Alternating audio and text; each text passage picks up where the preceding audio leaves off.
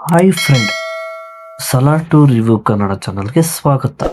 ನಾವು ಇವತ್ತು ಮಾತಾಡ್ತಾ ಇರೋದು ಸಿನಿಮಾದ review Vishwanath and sons. Cinema ಶುರುವಾಗೋದೇ ಒಂದು ಕುಟುಂಬದ ಸುತ್ತ. ಈ ಕುಟುಂಬದಲ್ಲಿ ಎಲ್ಲರೂ ಒಟ್ಟಿಗೆ ಇದ್ದರೂ ಪ್ರತಿಯೊಬ್ಬರ ಜೀವನದಲ್ಲಿ ಒಂದೊಂದು ಸಮಸ್ಯೆ, ಒಂದೊಂದು ಆಸೆ, ಒಂದೊಂದು ಭಾವನೆ ಇರುತ್ತದೆ. ನಮ್ಮ ಹೀರೋ ಸೂರ್ಯ ಕೂಡ ಇದೇ ಕುಟುಂಬದ ಒಂದು ಭಾಗ.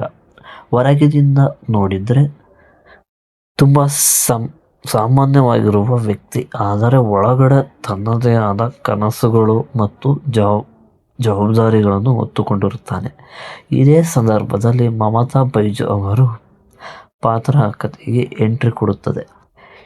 ಇವರಿಬ್ಬರ ನಡುವೆ ನಿಧಾನವಾಗಿ ಒಂದು ಸಂಬಂಧ ಬೆಳೆಯುತ್ತಾ ಹೋಗುತ್ತದೆ. ಆರಂಭದಲ್ಲಿ ಎಲ್ಲವೂ ಚೆನ್ನಾಗಿ ಸಾಗುತ್ತದೆ, ಆದರೆ ಕತೆ ಇಲ್ಲಿ ಟ್ವಿಸ್ಟ್ ತೆಗೆದುಕೊಳ್ಳುತ್ತದೆ.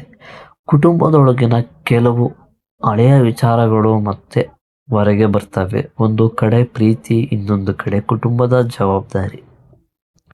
ಈ ಎರಡರ ನಡುವೆ ಹೀರೋ ಹೇಗೆ ನಿರ್ಧಾರ ತೆಗೆದುಕೊಳ್ಳುತ್ತಾನೆ ಅನ್ನೋದೇ ಸಿನಿಮಾದ ಸ್ಟೋರಿ.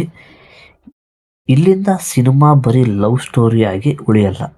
ಕುಟುಂಬದ ಸಂಬಂಧಗಳು, ತಂದೆ ಮಕ್ಕಳ ನಡುವಿನ ಭಾವನೆ, ತಮ್ಮಂದಿರಿಗಾಗಿ ನಾವು ಮಾಡೋ ತ್ಯಾಗ, ಇವೆಲ್ಲವನ್ನು ಸಿನಿಮಾದಲ್ಲಿ ತೋರಿಸಿದ್ದಾರೆ.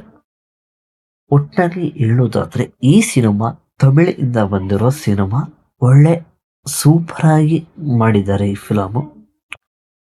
ಹೀರೋ ತನ್ನ ಜೀವನದಲ್ಲಿ ಏನು ಕಳೆದುಕೊಳ್ಳುತ್ತಾನೆ, ಕುಟುಂಬಕ್ಕಾಗಿ ಯಾವ ನಿರ್ಧಾರ ತೆಗೆದುಕೊಳ್ಳುತ್ತಾನೆ, ಕೊನೆಗೆ ತನ್ನ ಪ್ರೀತಿ ಮತ್ತು ಕುಟುಂಬ ಎರಡನ್ನು ಹೇಗೆ ನಿಭಾಯಿಸ್ತಾನೆ ಅನ್ನೋದನ್ನು ಸಿನಿಮಾ ಮುಂದೆ ಎಮೋಷ್ನಲ್ ಆಗಿ ತೋರಿಸಿದ್ದಾರೆ.